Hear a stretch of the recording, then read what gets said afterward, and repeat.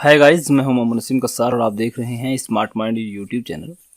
हम बात कर रहे हैं जावा स्क्रिप्ट के बारे में और जावा स्क्रिप्ट के हम बहुत से ट्यूटोरियल पहले से बना चुके हैं और आज हम बात करेंगे जावा स्क्रिप्ट में इफ एल्स क्या होता है। देखिए, इफ एल्स एक बहुत ही इम्पोर्टेंट कंसेप्ट है किसी भी लैंग्वेज का। मैं ये नहीं कहूँगा कि जावा स्क्रिप्ट का ये बहुत ही अच्छा कंसेप्ट है, बल्कि प्रत्येक लैंग्वेज का, वो सी हो, C++ हो, जावा स्क्रिप्ट हो, जावा हो, पाइथन हो, कोई भी हो, ठीक है। यदि आपको इफ एल्स आता है तो आप किसी भी कंडीशन पर टास्क को परफॉर्म करा सकते हैं, ठीक है। तो ज़रूरी है कि आप इस लेक्चर को प्रॉपर तरीके से, अच्छे तरीके से देखिए, ठीक है। मैं आपको इफ एल्स को 3 तरीके से समझाऊंगा। आज जो वीडियो बनने वाला है, इस वीडियो में हम बताएंगे केवल इफ़ के बारे में, कि केवल और केवल हम इफ़ का यूज़ कैसे करते हैं।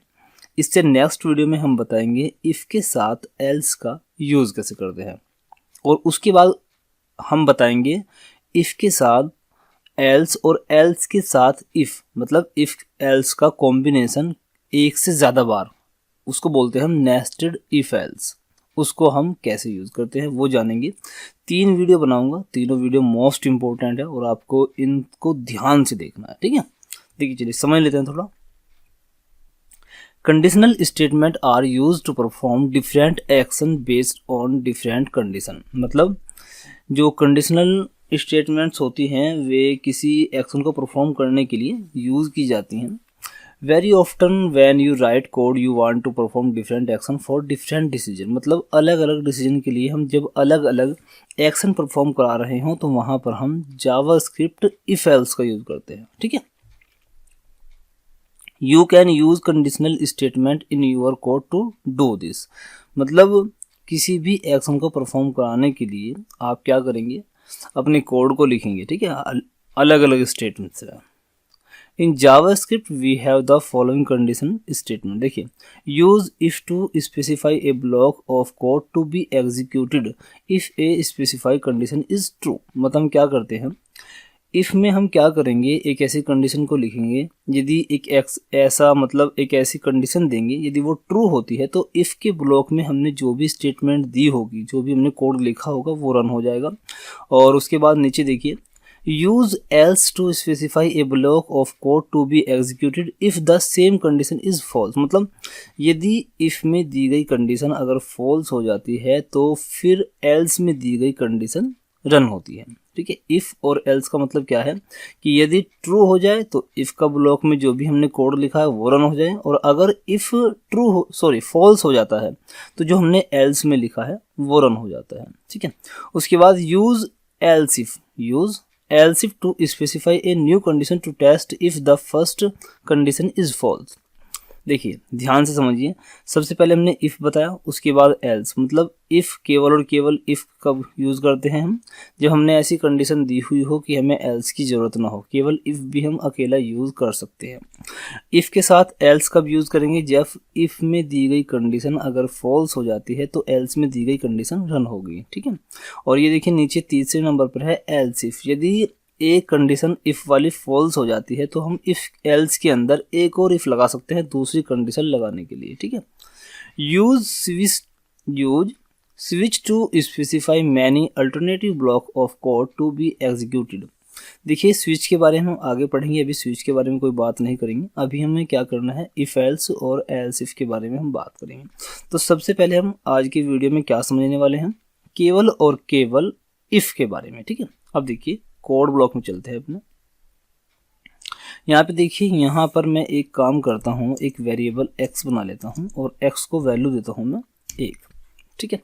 मैंने x को एक वैल्यू दे दी है 1, और अब मैं आपको बताऊंगा कि केवल और केवल, यदि आप जावा स्क्रिप्ट के नोट्स प्राप्त करना चाहते हैं तो हमारी वेबसाइट www.smartmindcode.in पर विजिट करें। कि केवल और केवल इफ़ का यूज हम कैसे कर सकते हैं। देखिए, कंडीशन आप पे डिपेंड करती है, आपके सामने क्या प्रॉब्लम है, किस चीज़ का आपको सॉल्यूशन लेना है, और क्या उस प्रॉब्लम का सॉल्यूशन इस मेथड से हो सकता है, ये आपको खुद जांच करना होगा। देखिए, मुझे नहीं पता आपके माइंड में क्या चल रहा है, किस तरह का सॉफ्टवेयर आप बनाना चाह रहे हैं, वो आपको पता होगा, ठीक है।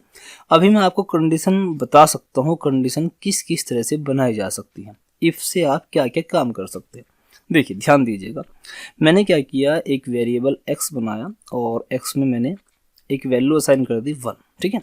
अब मैं चाहता हूँ कि ये जो x है यदि इसमें वैल्यू असाइन की गई हो 1, तो यहाँ पे एक स्टेटमेंट प्रिंट होनी चाहिए the value of x is 1, ठीक है, ऐसा करके। और यदि यहाँ पर 2 वैल्यू दी गई हो तो एक अलग स्टेटमेंट आनी चाहिए। मतलब कुल मिलाकर आप ये कह सकते हैं कि अलग अलग वैल्यू के लिए अलग अलग स्टेटमेंट आप प्रिंट कराना चाहते हैं, लेकिन डिपेंड होनी चाहिए उसकी वैल्यू पर। तो उसके लिए हम क्या करेंगे, ध्यान दीजिएगा। मैं यहाँ पे लिखता हूँ इफ़ और उसके बाद x इक्वल, देखिए ये वाला साइन, इक्वल 1। अगर x बराबर है 1 के तो क्या प्रिंट हो या फिर कौन सा ब्लॉक का कोड चले। देखिए मैंने यहाँ पे क्या किया, अगर x की वैल्यू बराबर होगी 1 के तो इस ब्लॉक में, ये इफ़ का ब्लॉक है, यहाँ से लेकर यहाँ तक मैं जो भी कोड लिखूंगा वो रन होगा। तो मैं रन क्या करना चाहता हूँ, केवल और केवल मैं करना चाहता हूँ डॉक्यूमेंट डॉट राइट। मैं डॉक्यूमेंट डॉट राइट में एक स्ट्रिंग पास करूँगा, the value of x is 1, okay. ये अगर इसकी वैल्यू 1 होगी, मतलब कुल मिलाकर बात ये है, ये तो सिर्फ आपको समझाने वाली बात है, अगर ये वाली वैल्यू ट्रू हो जाती है तो ये वाला कोड एग्जीक्यूट होगा। अब ये कोड मतलब एक ही लाइन नहीं, आप यहाँ पर जितना आपकी ज़रूरत हो 10 लाइन 20 लाइन जितना कोड चाहे वो लिख सकते हैं, ठीक है। अब मैं इसको एक काम करता हूँ, यहाँ से कॉपी कर लेता हूँ, ठीक है। यहाँ से कॉपी किया और अब यहाँ पे पेस्ट, यहाँ पेस्ट, यहाँ पेस्ट। अब देखिए मैंने यहाँ पे क्या किया, यहाँ पे मैं क्या करता हूँ 2 ले लेता हूँ और यहाँ पर मैं इसको चेंज कर देता हूँ, ठीक है। ये हो गया 2, ठीक है। इस तरह से यहाँ पर ये कर लेता हूँ मैं 3, ठीक है। और यहाँ पर ले लेता हूँ मैं 4, ठीक है। और यहाँ पर मैं एक काम करता हूँ, यहाँ पे 3 और यहाँ पर मैं लेता हूँ 4, ठीक है। अब देखिए यहाँ पर अब ये कंडीशन हमने 4 बना ली। पहला कंडीशन ये, दूसरी ये, तीसरी ये, चौथी ये। अब 4 कंडीशन है और 4 कंडीशन में से कोई एक कंडीशन चलेगी और ये डिपेंड करता है इस वैल्यू पर, ठीक है। देखिए अभी यहाँ पे क्या है, x बराबर क्या है 1 है, x बराबर क्या है 1 है, तो ये वाली कंडीशन ट्रू हो रही है। अगर ये वाली कंडीशन ट्रू हो रही है तो इसका जो भी ब्लॉक है, ये वाला, इस ब्लॉक में जो भी हमने लिखा है ये वाला कोड रन हो जाएगा। और इस कोड में हमने लिखा है प्रिंट करने के लिए the value of x is 1। और अगर ये वाली वैल्यू फॉल्स हो जाती है तो ये वाली ट्रू होगी, और ये वाली ट्रू नहीं होती है, फॉल्स होती है तो ये वाली देखेंगे। मतलब कुल मिलाकर ये है कि जो भी कंडीशन ट्रू हो जाएगी उसी का ब्लॉक ऑफ कोड चल जाएगा। अभी देखिए यहाँ पर मैंने x की वैल्यू 1 रखी हुई है, तो रन करके देखते हैं कौन सा ब्लॉक चलेगा।